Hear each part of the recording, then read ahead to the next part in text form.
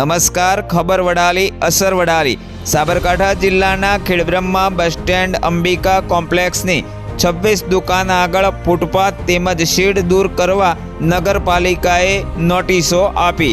Khedbrahma bus stand વિસ્તારમાં ટ્રાફિકની સમસ્યા વારંવાર સર્જાતી હોવાને લઈ વાહન ચાલકોને અવરજવર કરવામાં મુશ્કેલી પડતી હોય છે, જેને લઈ ખેડબ્રહ્મા નગરપાલિકાના ચીફ ઓફિસરે ખેડબ્રહ્મા શહેરમાં બસ સ્ટેન્ડ વિસ્તારમાં આવેલ ખેડબ્રહ્મા નગરપાલિકાના અંબિકા કોમ્પ્લેક્સ બસ સ્ટેન્ડ પાસેની 26 દુકાનોએ ફૂટપાથ ઉપર શેડ બનાવી દુકાનોના માલસામાન મૂકી ફૂટપાથની જગ્યા રોકી રાખી છે, જેથી પાલિકાએ આ તમામ દુકાનદારોને 3 જ દિવસમાં જગ્યા ખુલ્લી કરવા અને દબાણ દૂર કરવા અંગેની નોટિસો આપી છે।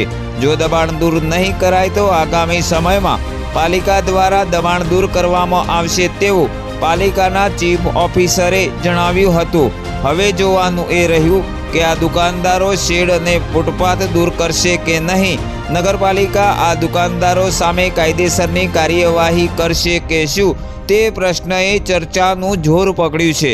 રિપોર્ટર ચંદ્રશેખર ભાવસાર, ખબર વડાલી, ખેડબ્રહ્મા।